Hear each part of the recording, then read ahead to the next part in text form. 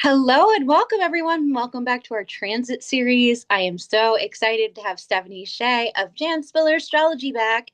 We've talked the nodes with Stephanie multiple times. If you want to go and check out those classes on the nodal reversal, what else did we do? We did the nodal square as Yeah. well. Stephanie, welcome back. Thank you Oh, for being thank you for having me. I'm so happy we can continue our conversation about the nodes. Yes, and we also did the episode, we did that beautiful 2 hour workshop, which you guys can check out on all the nodes through the houses. Stephanie, I have to ask you, the last time we came together, you were working on Jan Spiller's final book. How's that going? Thank you for asking. It's in a very exciting home stretch phase right now. We're looking at publication within the next few months, sometime in May probably. And it's the content is finished. It's been edited. We just are doing those final things you have to do, getting the cover together. We'll have a proof soon. So I'm just thrilled that this is all coming together. I am so happy for you. This has been a true labor of love for you, I feel like. And so it's been fun to watch you on this journey of writing and trying to create the resources to make it happen. And it's finally coming out. So this is so exciting. And it's worth celebrating. When it comes out, I hope to have you back to promote. Well, thank you. I would love that. And it's definitely not lost on me that this book is coming out during the same year I'm having a nodal return. That's so That is so exciting. I love it. Well, thank Yeah. you. Let's shout out right now, the late Jan Spiller. Thank you so much for your kind words and for leaving us such a beautiful legacy. Thank you, Jan, and for helping me. I feel like she's still spiritually helping me all the time. Oh, I love that. Well, thank you so much for being here today. I thought we would talk about the nodal trine today, or to be more specific, because sometimes it's not a trine, it's a sextile, or what have you. With the south node, the north node trine, the north node transit. Hmm. So we've covered the square, we've covered the opposition. Now we're going into a more positive, the nodal trine, a moment of coming into purpose, right? And sometimes that purpose is not always the most fun. We have a few examples today, but it is those unfun things that really show us or guide us, give us the little metaphorical karmic shove into the right direction. And sometimes those, growing pains are not always fun, but they get us where we need to be. And sometimes they are fun. It depends on your nodal access and what it's being ruled by. Right. That's the great point. And I think that they kind of feel like a nudge, as you were saying. But luckily, a trine is usually easier. It's to me, in my life anyway, it's felt less drastic than the square. The square, I was like, these are all life-changing years. But the Yeah, trine was kind of starting to push me in that direction so I could be ready, is kind of what I felt. yeah. I just got over my nodal square. I actually I found it to be easier, actually, believe it or not. But again, it depends on everyone's chart and what's going on. So if you have a more difficult nodal access, who knows what could be possible. Like that's why we do these conversations, because I think they're important to have, because you can go online and you read things, but it's all subjective to your chart. So like, if you have your north node in the fifth house, a nodal trine could be like a swimmingly good time. But if your north node's, I don't know, in a more difficult house like the eighth house, or maybe in the 12th house or the sixth house, it could be a little bit more weary. So it really kind of depends. And again, in astrology, nothing's good or bad. It just is. Exactly. Yeah, I feel that way. And I really like to see, okay, what house is the North Node transiting during this trine? Because that's a big clue, I think, about the area of life to pay attention to. Yeah. And if you lean into some of those things, it might help you, even if your North Node's it's going to be in a totally different house. They kind of become teammates during Yeah. that trine. So some homework today, guys, for anyone who is brand new to astrology. So planets that trine are in the same element. So we have, if your north node's in Capricorn, then it's going to trine Virgo, it's going to trine Taurus because they're earth signs, right? So if your north node is yours is in Aquarius, Stephanie, so it's going to trine Libra, it's going to trine Gemini because those are air signs, right? So that's a really Mm, cool way to think about a trine. And then you also just kind of want to look and see where it's happening in your chart, which house it is, and then we also want to look at the ruler of the North Node as well and see what's transiting, what's happening with that ruler. So in your case, let's use your chart as an example. So okay. you're a North Node in Aquarius, which house Hmm. is it in? It is in the 11th house, which is what I call the double double in the book. It's double energy. Yeah. What? Okay, so can you tease us a little bit? What's the double double mean? Well, because the 11th house contains a lot of the same themes as the sign of Aquarius, I feel like you're getting a really double amplified message about, okay, I already knew my North Node is Aquarius, so I'm supposed to look for Aquarian ways of being and doing. And oh my goodness, it's in this area of life that has to do with these Aquarian ways of life. So finding community, forging friendships, doing things to help humanity. All of these things are extra focused. And I don't really have to wonder, well, what else? It's kind of like a one-track mind. That makes sense. Okay, so we are looking at the ruler. So let me ask you. So Saturn is the ruler of Aquarius. What is Saturn doing? I think you mentioned that it's in your first house, right? And it is making a beautiful square to my Beautiful square. north and south node. I've come to yeah, try to work with it and embrace it because that's what's there. Generally, you'd think of this as pretty tense, and it's all in these fixed signs of Aquarius, Saturn and Taurus, South Node and Leo. And so this is where I feel like anytime I get too rigid about things and how they should be, or, yeah, generally making things harder than they have to be because that Saturn energy comes in and thinks, well, this isn't going to work unless you have to work really hard at it, for Yeah, example. And it really kind of ends up bringing out like the extremes of each end of this nodal axis. And then my Leo South Node ego kind of gets worried, am I doing this right? The North Node in Aquarius can't function as well because there's too much self-consciousness and so I've kind of learned to observe myself and try to catch those thoughts and behaviors before they take off too makes far. sense. So let me ask you, you said 2008, 2009, was it that you had your last nodal trine, or was that your last nodal return? The return was 2008. My Okay. last trine would have been 2014. Yeah. Interesting. So what was going on for you at that time? This was a very interesting time period. Um, I I had been in a marriage at that time and things hadn't been going well, but I decided the year before, okay, let's go ahead and just try to make this work. I was gonna just, and that sounds like that Saturn energy in retrospect. I committed to this, so even though this does not seem like it's gonna work, let's try again. And Yeah, so I was doing kind of that thing. And really, I think the Trine was letting me get away with it for a while. Like, okay, let's go down this road and see where it goes.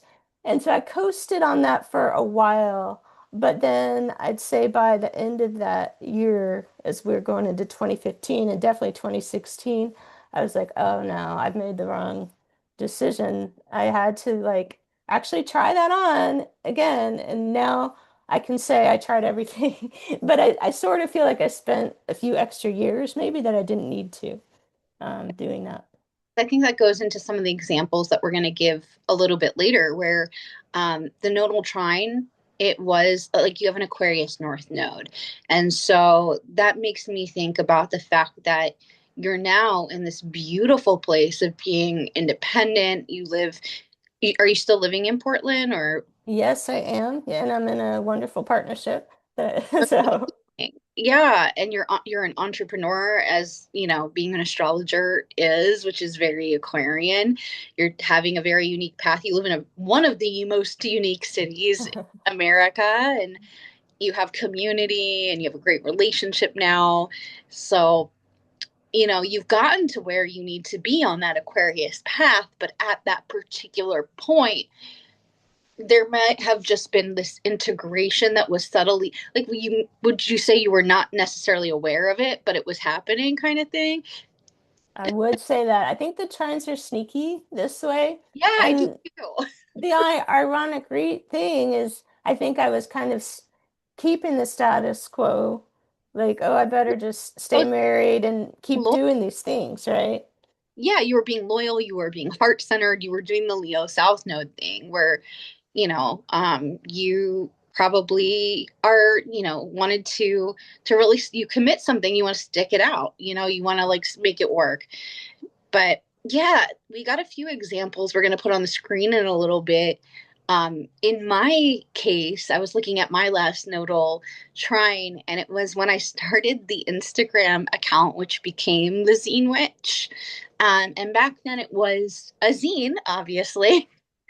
And I wanted to do this like collaborative community, very 11th house, where I talked about how we turn trauma. At the time, the south node, or sorry, the north node was in Scorpio. So it's how we turn trauma and death and things like that are very dark and scorpionic, and how we turn them into life and transformation, right? So that was the whole original concept.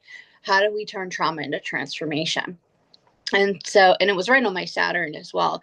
So I had this very dark thing that had happened to me, and I wanted to make lightness out of it, and I wanted to build community, because I believed that a lot of people at that time held a lot of trauma that they didn't want to talk about, or felt unsafe to talk about, or maybe just like didn't even realize. Like, a lot of people have trauma, walk around with trauma, and they don't even realize it, or they block it out or something like that. Or you grow up in an environment where you think things are normal that are absolutely not normal, right? So Yeah. I just wanted to create this space that was connective.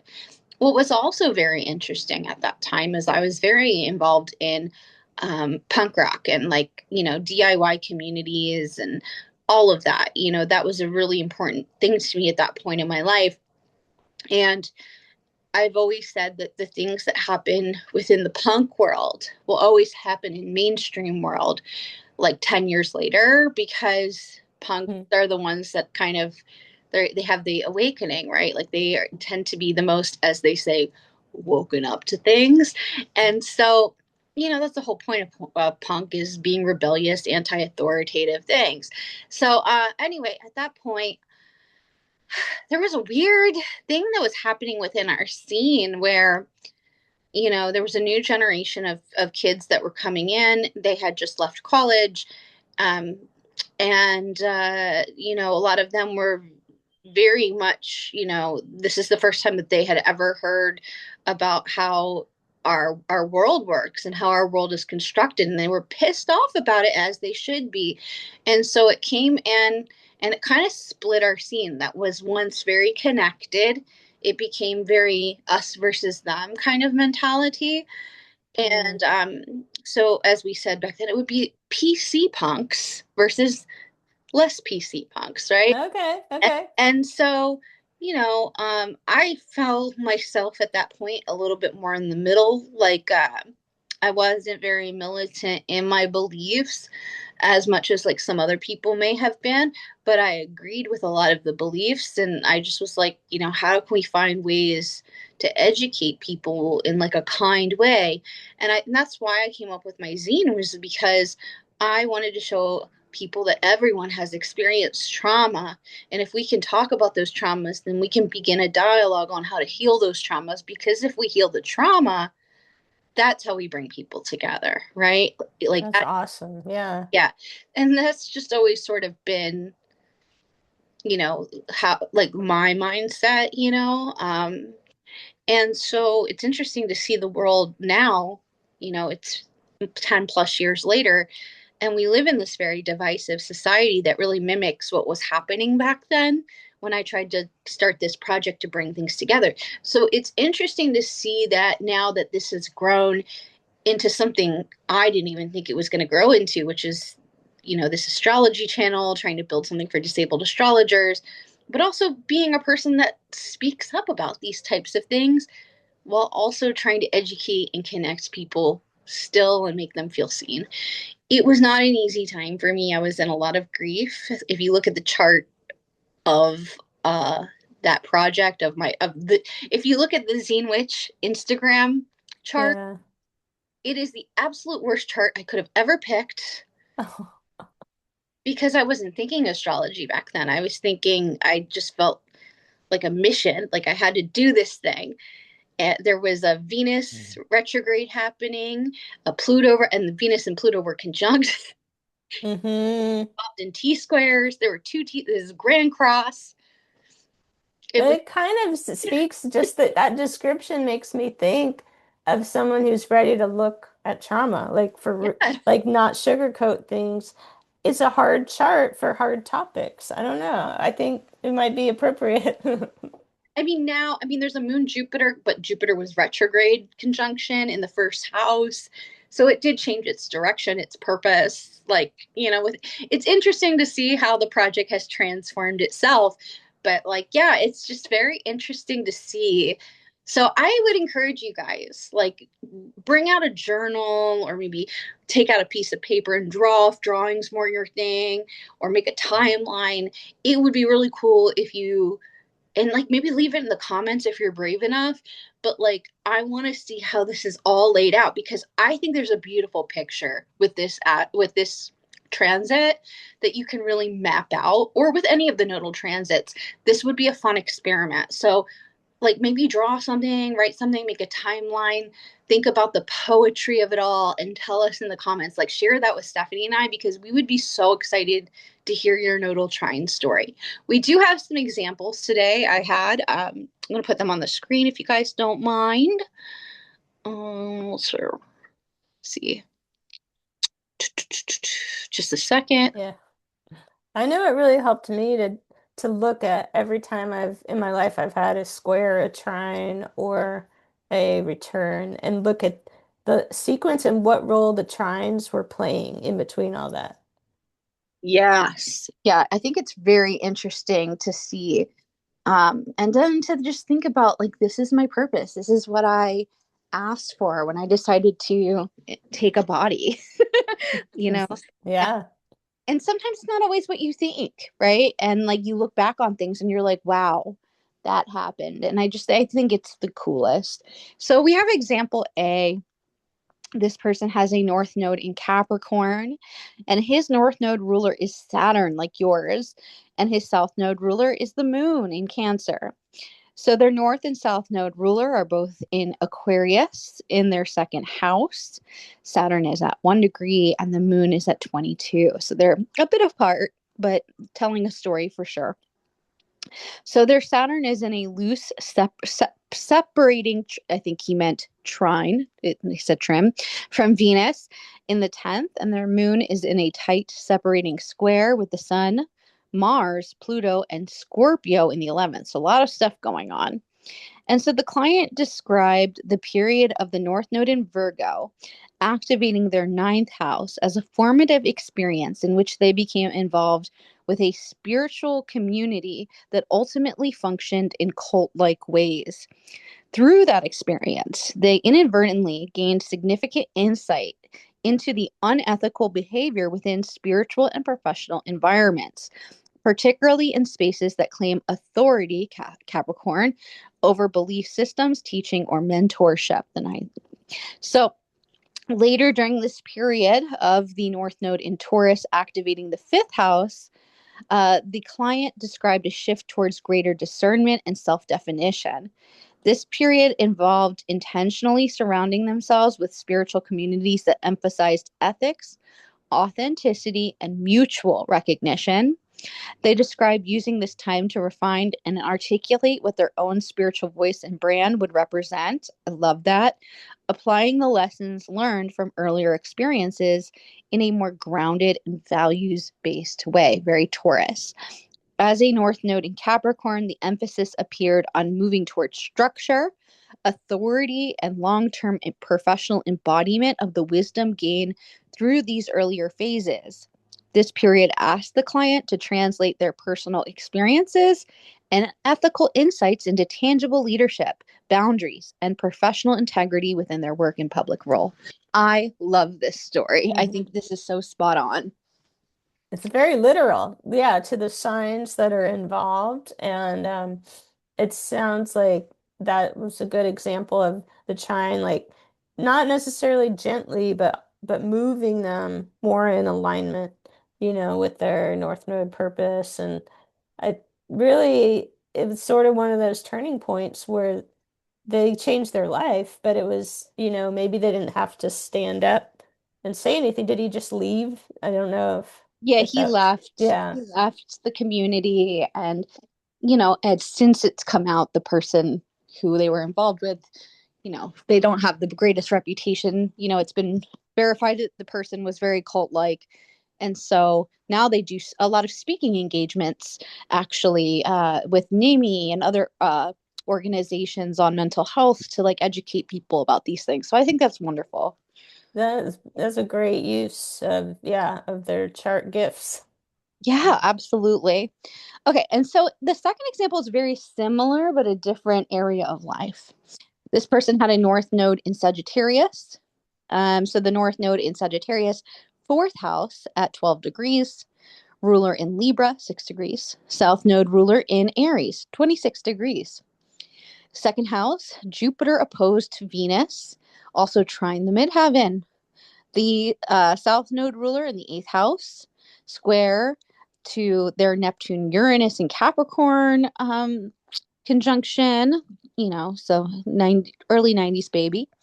So Hmm. during the North Node transit in Aries, the native experienced bursts of exponential growth spiritually and psychically during the eclipses and the Mercury retrogrades, gaining skills at rapid speed, very, very Jupiter. Hmm. With the final eclipse, became a Reiki master in a few weeks' time, as well as a psychic medium.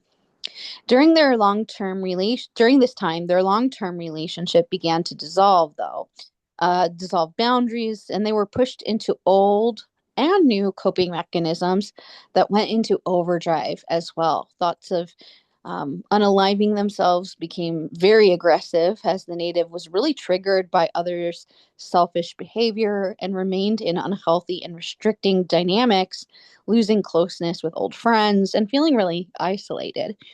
So the native ended several friendships and family relationships during that transit.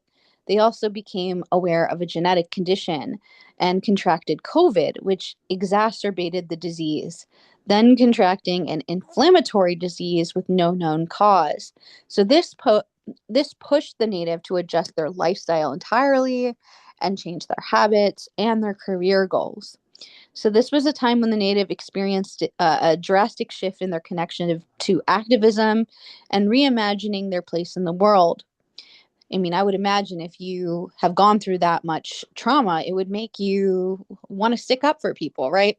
So becoming more outspoken and activated uh, became essential, really, with their political beliefs, their ethics, their morals, as many people did during COVID. And overall, while this was a difficult transit, this period of time really pushed the native to reassess their relationships, their career, and their day to day, forcing them to be really honest about their boundaries and their pain. And this also made them really aware and educated about the world and their own conditioning. It also brought an abundance of energetic shifts and upgrades that ultimately lead them to a deeper connection with spirit and energy. So this was an intense one, but I think that this was a lot of self-actualization, which is very, North Node in Sagittarius.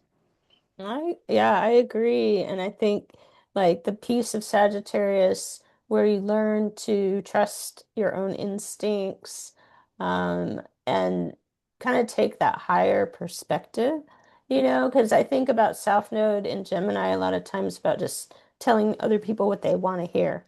And Yeah. then here they are now, they have to say the truth, which is very Sagittarius, and not everyone is going to want to hear it. Exactly. And I think you also have to like, I love the piece about understanding how they were conditioned and learning about the world in a new way. So getting out of that Gemini mindset and looking at the big picture. Yeah, I think COVID did that for a lot of people. And especially, I think if you contracted COVID or have been dealing with long COVID, as many people have, it really does change your perception of the world when you become disabled. So that, thank you so much to that particular client for sharing their story. Both of these stories were really quite intense but heartfelt. And so this can feel, let's say, this can feel for some people like an intense time, but I hope that this actually brings you to pause. If you are watching this and you're having a hard time, right, and you're going through this transit, I hope it brings you to pause to think about the again this overall overarching theme that's happening in the story of your life. This is a beautiful moment. It's an anchoring moment if you allow it to be. It doesn't have to be the pinnacle moment that defines you, but it can be the pinnacle moment that changes you. And I think about something my Sagittarius sister, my late sister, used to say to me: "Is you can't change your life overnight, but you can change your direction overnight." Mm, that's really good. Myself of that every day. I also like to remind myself of like I read something the other day about Martin Luther King where, as an activist, there were many times that he thought about quitting and he felt very frustrated by the direction of his life. And he realized there's that famous saying, I'm going to incorrectly say it, but he's like, if you can't walk, crawl. And I guess the point he was trying to make was that like not every day you're going to be able to run to the finish line. And what keeps you going is that you keep moving, right? Like it's okay to rest, but once you're rested, keep moving. And you can take a baby step, but take the step, right? And Yeah, maybe my piece of advice here is really consider the path in which you're walking, but don't be afraid to keep taking those steps, even if those steps feel a little absurd. absolutely. I think, the questions that come through my mind when I think of these nodal trine times is which direction is this trying to push me in? Like, not what's the easiest direction, but what actually is the supported direction. Because to me, there's a difference, like if something is supported on a big picture like that, then you're gonna succeed, even if it doesn't feel easy. What is okay? So, one piece of advice I was thinking about giving people is look at the planet that rules your north node. So, like, if your north node is in, I don't know, it is in Cancer, that would be the moon. If your north node is in Sagittarius, that would be Jupiter, right? Think about what planet rules your north node and what kind of aspects it's making in the chart, because those are going to be the aspects are going to really show you the storyline, the plot line that is developing throughout your life, the crucial lessons. If you have trines, if you have sextiles, they're going to be more supportive to that energy. If you have squares, those are going to be or oppositions, those are going to be where your challenges are.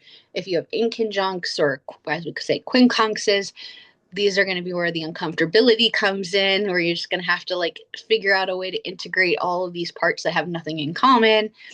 But look at that planet and make friends with that planet. Build an altar for that planet and learn to work with that planet and say, "Hey, I know you're trying to show me something. You're bringing me into the direction of my life. These are the things that I really want for my life right now. Take my eyes where they need what and show me what they need to see. Take my ears and make them hear what I need to hear. Take my blinders off and work with that planet on an intimate level. If do the Orphic hymn, do a mudra, whatever it is. If you're low spoons, if you're neurodivergent, you don't have the energy and you just feel exhausted, do a little mudra work, 5 minutes every couple days. That's you can lay in bed and do that. I love this advice. Yeah, I think people often get overwhelmed and they do think they have to do it all in a day. And nowhere in anybody's North Node is it saying that. In fact, in Jan's book, she always says, this is lifetime work, and you never really actually finish it. You just gradually keep looking at it and see, oops, oh, I went a little backwards, no problem. I'm not giving up. Just because things, feel like they went a little back, not to think, oh, that's it, my fate is sealed, you know. Um, do you have any like helpful pieces of advice for this transit or like exercises that you think could be helpful? Or did Jan have any great exercises? You know, she was big on rituals, like what you're talking about. I think she could get behind the altar thing, something that ritualizes, where you want to go, honors where you are now, and maybe asks for some divine guidance. You don't have to do it all yourself, but if you're putting some of your energy and some of your intention, and then say, okay, I'm also very receptive to any divine guidance that could help me along this path. I think that can go a long way. She would use, as you know, all the new moons and everything to really anchor those wishes or intentions. And so I like to supplement that, when I'm going through transits. Okay, well, I know what I'm putting in my new moon list this month. I think it's cool to just like do the house. Like, and what I mean by that is like, think about the story I just told where it's like, okay, I had my nodal trine while the North Node was in Scorpio. Scorpio's in my third house. What was I doing? I was writing. I was trying to, Yeah. well, I was talking to people. So like if your North Node happens to be, and I was doing that to bring people together, the 11th house, right? So think about do the houses, right? So if like you have something going on in the 12th, volunteer if it's in the 12th house. That's not a bad time to like, if you're feeling, if you're having like emotions like I don't know what to do with my life right now, maybe think what lights you up. Maybe it's playing with dogs, maybe work in animal rescue, volunteer and do that, right? If it's music, maybe go volunteer with a musical organization or finding a little artist group or helping set up like a festival or something in your community. If it's in the 10th house, well, maybe you need to find mentors or authority figures that can kind of point you in the right direction and make you see your work differently. Or, maybe, the 10th house can also deal with our mother. So maybe this is a good time to have good talks with your mom about your direction if you have a good relationship with your mom. Um, Yes. or mom like people in your life, doesn't always have to be blood. So do the house. If you have your North Node, I don't know, in the 8th house, which can be a little bit more of a difficult house, take a financial literacy class. Or learn how to do some grief work or read some great books on psychology, like simple thing. Do the house. Yeah, this is great tip, actually. I was kind of thinking the same thing. The house that your north node is in, as well as the house that the trining node is in, and kind of combine some forces there. Because I feel like these transits of the nodes through the houses, I noticed that was echoing a lot of the themes and the advice that's going out for if you're born with the Yeah. north node in that house. So I was like, oh, okay. Especially if you don't have a lot of other planets in that area of life, it's probably ripe for exploration. And if you do have planets, then you have some clues as far as, what method you could use. The planets are kind of how you're going to express that. Yeah, I love that. All right. Okay, so like just to wrap up a little bit for today, if someone's about to go into their nodal trine, obviously the first book that I would recommend is Astrology of the Soul by Jess Spiller. But are there any other books on the nodes, or even non-astrology books? Are there any books that really changed your people always recommend What Color is Your Parachute for like job stuff, but have hmm you found something that was like really helpful or maybe helped people find direction or meaning? Right. Yeah, first, there's not a lot of books out there about the trine. So yeah, I think if you can, or about the nodes, Yeah. even if you can find other things. I mean, Jan didn't invent it, and there's probably some aspect things out there. But as far as just finding direction, I've recently been reading a book called Signs by Laura Lynn Jackson. She's a psychic medium, and she talks about how loved ones on the other side and our team on the other side can help give us guidance. And I have found that very helpful, just to realize, again, I'm not in this alone. Maybe I can put that out there and then be open to signs because they're there, but we have to be looking for them. So that's something that's helped me recently. I love that. I think, yeah, working with the archangels, I think could also be another recommendation if you're into, that type of work. Just even if you're new to it, but you're just open to it, go to YouTube and there's some beautiful, like angelic invocation, like or subliminals or Reiki videos that you can find. To work with the archangels and just call them, don't be afraid to call them in for some help, some guidance. Um, I would say because this time could be a little bit stressful, make sure that you maybe align yourself with some energy work. That would be another piece of advice. Get some Reiki done, get some a massage done if you can. If you can't afford to do those things, listen to a sound bath as you're falling asleep on YouTube, whatever it is. Try to do some energy work, some clearing, and then maybe even taking a salt bath, especially if your nodes are in water signs, I would say too, taking a little salt bath, doing some clearing. That is excellent. This is good advice anytime, but especially during this. And then maybe looking ahead to the year, if you're in a trine and you're learning astrology and you're like, oh, okay, I wonder what's the next aspect I'm going to have. And looking ahead and thinking, oh, okay, it's going to be a square. There's something big coming. Yeah, Usually that's a bigger ch life change. What could I do, that might help again put me in the best direction? Because I'm maybe it's my Aries, but I like to get a jump on things. So if I know the astrology is coming out in the future, I try to steer in the way that it's going to be like the smoothest path. that's so smart. Doesn't always work, but you can at least, like you say, get yourself pointed in the right direction. Yes, I love that. Well, thank you so much, Stephanie, for your time today. And we'll have to have you back when the book is out. And I would love to bring you back to talk about the North Node in Aquarius if you're ever down. Like, since Yeah. I have it natally, who would be a better person than someone who, I've learned some things about it and just in my life, and I love to talk about that. These conversations with you are always so enriching, and just I appreciate being part of your community. well, thank you for being here and you're welcome back anytime. And guys, please go check out the book Astrology of the Soul. Am I saying, or is it for It's for the soul, yeah. Yeah, for the Soul, by Jan Spiller. It's on my shelf. It's one of my most referenced books. I should know that. I call it the Big Yellow Book. Yeah. But I reference it all the time in my soul purpose readings. It's one of my favorite books. I'm just so grateful that it exists. And I'm grateful for all of Stephanie's artwork. Oh, there. Ah, Oh, there you go. Love it. yeah. Anyway. Yes.